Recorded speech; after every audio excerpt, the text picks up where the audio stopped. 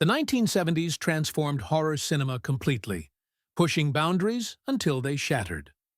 While films like The Exorcist and Halloween became household names, another collection of movies proved so disturbing that authorities removed them mid-screening. Religious organizations staged protests, theaters faced threats, and communities erupted in outrage. Here are 13 horror films that were yanked from cinemas for being too terrifying. 1. Blood-Sucking Freaks, 1976.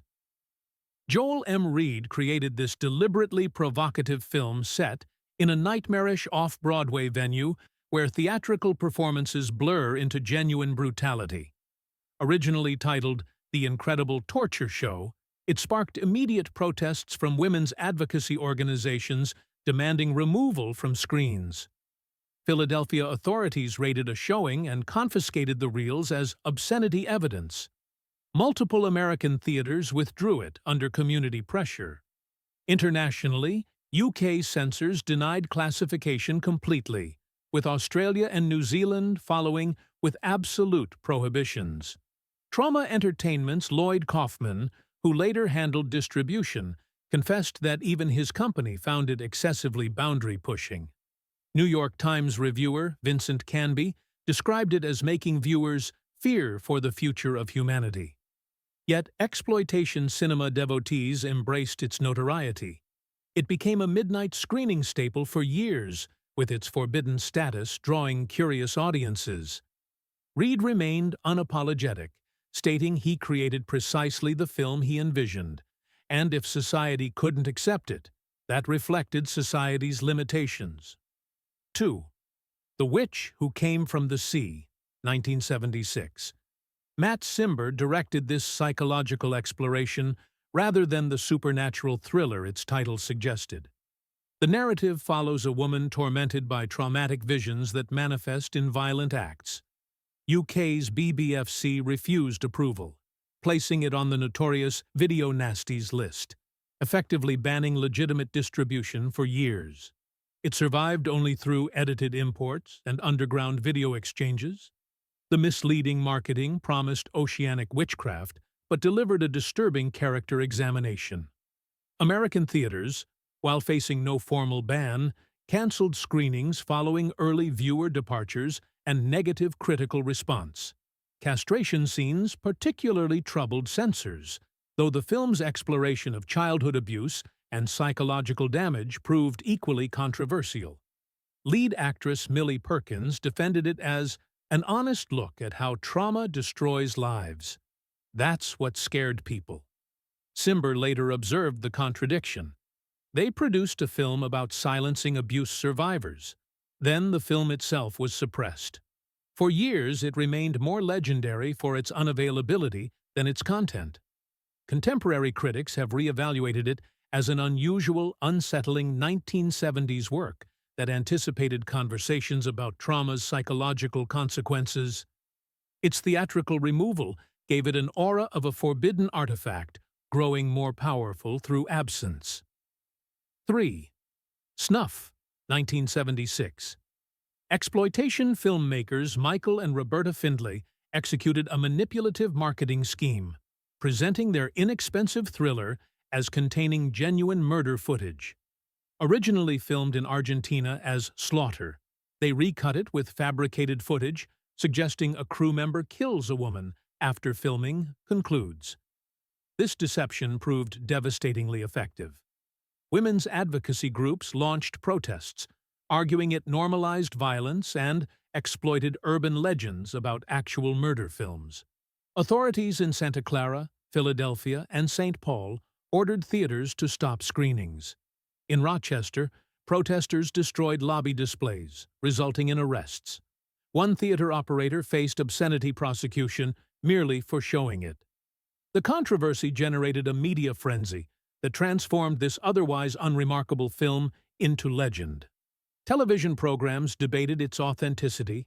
Newspapers published editorials about societal moral breakdown, and midnight showings sold out with audiences eager to witness the sensation. Film academic David Korekis later observed that snuff created ideal conditions. Moral panic, shrewd marketing, and America's increasing fixation on media violence combined perfectly. Multiple theaters withdrew it under pressure, which amplified its infamy. Today, snuff represents a cautionary example in horror cinema history. Once filmmakers invite the illusion of reality into promotion, genuine terror may materialize not on screen, but in lobbies with protesters and police forcing projectors dark. 4. The Hills Have Eyes, 1977. Following Last House on the Left, Wes Craven shifted from suburban terror to desert nightmare. His tale of a family attacked by a savage clan in Nevada's wilderness struck deep anxieties about societal breakdown and survivalism in post-Vietnam America. Produced on a minimal budget under harsh conditions, it combined documentary-style rawness with shocking violence. UK censors demanded extensive edits before approval. Even then, certain regional councils refused screenings. It later joined the video nasties panic of the early 1980s, with prosecutors citing its disturbing content as proof of public danger. Australia imposed strict censorship, producing heavily shortened versions. Some American theaters withdrew it following viewer complaints, particularly in conservative regions. Viewers found especially disturbing the suggestion that civilized people stand mere steps from savagery, a theme hitting uncomfortably close. Craven defended it, explaining he wanted to demonstrate that the line between civilization and barbarism is thinner than we think. His talent for balancing brutality with social commentary transformed bans into promotional tools, establishing The Hills Have Eyes as essential survival horror. Film historian Adam Lowenstein noted it revealed that American wilderness horror concerned not just external threats, but monsters within the nuclear family. Over time, its status evolved from dangerous contraband to celebrated classic, proving suppression sometimes immortalizes what it attempts to eliminate. 5. Flesh for Frankenstein, 1973. Also marketed as Andy Warhol's Frankenstein in certain markets, Paul Morrissey's film was never designed for mainstream audiences. This grotesque, surreal interpretation of Mary Shelley's classic blended camp aesthetics, art house styling, and extreme gore into a fever dream that bewildered conventional critics, while delighting cult viewers. Released in 3D in some locations, its confrontational tone and grotesque humor clashed with contemporary standards. In the UK, it faced immediate examination, with numerous local authorities refusing theatrical licenses. Australia banned it completely, and Italy demanded severe cuts before release. Even in America, certain states pulled it after brief runs, citing complaints about its depravity. Controversy intensified through Morrissey's public statements, embracing rather than softening outrage. When questioned about explicit content, he famously responded, "If you don't like liver, don't eat it." Star Udo Kier defended the excessive content. "We weren't making pornography. We were making a satire about obsession." Critics polarized. Some recognized genius in its excess, others only depravity. The New York Times dismissed it as garbage, while European critics praised its subversive qualities. Scholars have since reevaluated Flesh for Frankenstein as dark satire on both horror genre conventions and early 1970s social politics. At the time, however, bans and removals gave it forbidden appeal, something requiring knowledge of the right theater or bootleg dealer to access. Like many on this list, its theatrical pulling only deepened cult status, ensuring longevity far beyond its original troubled run. 6. The Exorcist, 1973. William Friedkin's demonic masterpiece didn't merely frighten audiences, it shattered communities. When theater doors opened in 1973, nobody anticipated what awaited. Lines wrapped around blocks, while paramedics stood ready for fainting viewers. This transcended entertainment to become a cultural earthquake. In Mississippi, theater personnel were actually arrested following the initial showing. Though the obscenity conviction was later reversed, the message resonated clearly. Some considered this film literally criminal. Boston officials attempted blocking screenings entirely before judicial intervention. Even then, theaters couldn't admit minors. Across the Atlantic, UK religious organizations pressured local councils to pre-screen the film, with many areas banning it outright. The film's disturbing power followed it into homes. After the Video Recordings Act, British regulators forced The Exorcist off UK shelves for over a decade. Friedkin had created something transcending simple horror, a courtroom drama of faith making viewers question beliefs, while watching a child's body become a battlefield between good and evil. The New York Daily News proclaimed it the most frightening film ever made, while religious leaders condemned it as blasphemous. All controversy merely fueled ticket sales, transforming a film theaters tried burying into one of horror's highest-grossing films ever. 7. Last House on the Left, 1972. Wes Craven's directorial debut didn't just test boundaries, it obliterated them. Shot on shoestring budget, Last House reimagined Ingmar Bergman's The Virgin Spring, stripping away artistic pretense and replacing it with raw, relentless brutality. The marketing tagline, "To avoid fainting, keep repeating.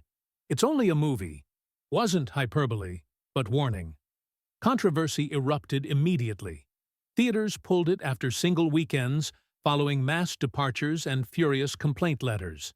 UK censors refused certification entirely, leading to decades of prohibition under the infamous Video Nasties list. Even heavily edited versions faced rejection. Australian censorship boards demanded so many cuts that distribution became impractical. Critics couldn't agree whether Craven had created art or abomination. Roger Ebert praised its powerful impact, while others dismissed it as moral collapse on film. For audiences, it was an endurance test. Craven insisted the film was an anti-violence statement, forcing viewers to confront true horror rather than glamorized versions. What made Last House especially disturbing wasn't the villains. It was watching ordinary parents become equally monstrous in revenge. This wasn't escapism, but a mirror held to ugliest human impulses. Its theatrical pulling didn't kill it, but made it immortal. For decades, horror fans traded contraband copies like samizdat literature, each generation discovering anew why some films were considered too disturbing to show. 8. Salo, or The 120 Days of Sodom, 1975. Pier Paolo Pasolini's Salo isn't just horror. It's cinema's most unflinching dive into human depravity. Adapted from the Marquis de Sade's notorious novel and set during Mussolini's regime's dying days, it blends political allegory with extreme degradation that governments worldwide deemed unacceptable. Upon release, Italy banned it outright, prints were seized, and Pasolini faced obscenity charges before his murder shortly before the film's premiere. In the UK, it remained unreleased for decades, surfacing only in heavily cut editions after lengthy legal battles. Australia refused classification, while New Zealand placed it on its prohibited publications list. What made Salo so radioactive wasn't just imagery, but its implication that fascism's worst crimes could be enacted in private rooms under ritualized orders' guise. The film suggests totalitarianism's true horror lies not just in battlefields, but in methodical destruction of human dignity. Critic Roger Ebert called it one of the most disturbing films ever made, while Pasolini defended it as necessary. To show the unshowable is sometimes the only way to make people understand what must never happen again. Theaters pulling Salo weren't just protecting audiences from disturbing content, they avoided confrontation with history's darkest reflections. Today, the film is studied in universities as much as condemned, a disturbing reminder that some works are banned not just for what they show, but what they dare suggest about human nature and power. 9. Mark of the Devil, 1970. Michael Armstrong's witch-hunting horror declared war on audience stomachs from the beginning. Marketed with the slogan, "Guaranteed to upset your stomach," and accompanied by free vomit bags for theater patrons, the film dove headfirst into the grim world of 18th-century torture portrayed in stomach-turning detail. In the UK, distributors faced immediate pushback, with local councils banning it outright in several towns. West Germany heavily censored the film, trimming its most infamous moments before release. In America, Mark of the Devil was yanked from select theaters after public complaints, with one New Jersey town forcing it out after just days of screenings. What made it particularly disturbing was its unflinching depiction of torture methods actually used during witch trial era: tongue-ripping, water torture, and burning alive, all presented as entertainment. Herbert Lohm, who played the conflicted witch hunter, later admitted, "I knew it would be controversial, but even I was shocked by the final cut." Critics dismissed it as gratuitous exploitation, but audiences, particularly in grindhouse circuits, embraced its shameless excess. The controversy transformed it into a badge of honor for horror completists, an endurance test to prove one's mettle. Filmmaker Jörg Buttgereit called it the film that taught a generation about historical cruelty through shock value. Today, it's remembered as one of the decade's most lurid exercises in shock marketing, where the legend of its bans became inseparable from the film itself. 10. Don't Go in the House, 1979. Joseph Ellison's deeply disturbing psychodrama about a disturbed man who burns women alive in a steel-lined room was practically designed to enrage censors. Shot with clinical coldness, the film unsettled not through fast-paced gore, but with an unblinking lens on trauma, isolation, and revenge. In the United Kingdom, it joined the ranks of video nasties, banned under the Obscene Publications Act. Ireland refused classification outright. Even in America, several states pushed for edits before allowing screenings. The controversy centered on one particularly graphic immolation scene that many found indefensible. Critics largely condemned it. Variety called it repulsive even by horror standards, while others labeled it sadistic. Defenders, however, argued it was a psychological study exploring the making of a monster. The main character, Donnie, was abused by his mother, who burned him as punishment. The theater run was spotty at best. Some cinemas pulled it midweek after bad press, fearing community backlash. Director Joseph Ellison was bewildered by the reaction. "We were trying to show how abuse creates monsters, not glorify violence. The system missed the point entirely." In the underground video market, though, it found a dedicated audience. Ironically, without the bans and headlines, Don't Go in the House might have faded into obscurity. Instead, it endures as one of the most chilling grindhouse tales of the era. Proof that sometimes being pulled from theaters can cement a film's legacy as effectively as a blockbuster run. 11. The Texas Chainsaw Massacre, 1974. Tobe Hooper's sun-drenched nightmare arrived with the raw impact of a sledgehammer to the skull. What's bizarre about the outrage is how little graphic violence the film actually shows. It's all implied, but the documentary-style filming made viewers believe they had witnessed actual atrocities. The British Board of Film Classification refused national certification, effectively blocking mainstream distribution. Local UK councils occasionally allowed limited screenings, but the prevailing message was clear: too intense for public exhibition. In America, theaters canceled bookings after viewer complaints flooded in. The film's title itself became so notorious that imitators were cautioned against even using the word chainsaw in their marketing. Critics were divided. Roger Ebert praised its horrible effectiveness, while others labeled it despicable. What nobody could deny was its primal power: the sound of that generator, Leatherface's dance in the Texas sunset, the final shots of madness unleashed. The most disturbing thing about the Texas Chainsaw Massacre wasn't just what happened on screen. It was how the film reflected America's post-Vietnam anxieties and the collapse of rural myths. Theaters that pulled it created the ultimate forbidden fruit, transforming a low-budget shocker into a rite of passage whispered about for generations. Ironically, the ban's only cemented its legacy.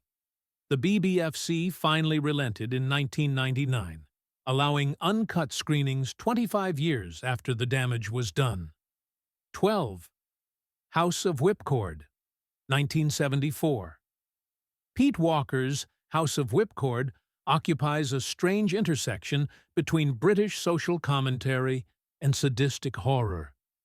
On its surface, it's a grim morality tale about a young woman lured into a private prison run by a retired judge and his sadistic partner.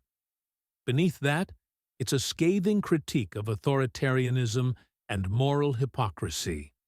Unfortunately for Walker, many censors only saw the cruelty, not the commentary. In the UK, some local councils refused to book the film, while others allowed only heavily cut versions to screen. In New Zealand and parts of Australia, it was denied classification entirely. Critics were split. Some dismissed it as exploitation dressed up as social critique, while others recognized it as part of Walker's larger pattern of pushing against moral conservatism. The monthly film bulletin called it a film of ideas masquerading as a film of shocks, while more conservative outlets labeled it depraved. Walker himself was unapologetic. "I wasn't making a skin flick. I was making a film about how punishment becomes perverted when it's divorced from justice." The ban's only added to its mystique, making it a sought-after title among British horror collectors. Over the years, its reputation has shifted. What was once dismissed as pulp is now often read as a sharp, if grim, satire on how societies justify cruelty under the guise of justice. Film historian David McGillivray noted, "House of Whipcord was pulled from theaters because it showed British authority figures as monsters. That was the real obscenity. In pulling it from theaters, authorities may have inadvertently amplified its message, ensuring that audiences would seek it out for decades to come." The 1970s weren't just a golden age for horror. They were a battleground where art and morality collided in theater lobbies worldwide. Each banned screening, each pulled print, each moral panic only intensified our fascination with these forbidden films. Today, most are available uncut on streaming services, their power to shock somewhat diminished by time and changing standards. But the question remains, were these films truly dangerous? Or was the real danger in trying to suppress them? Sometimes what society tries hardest to hide tells us the most about ourselves.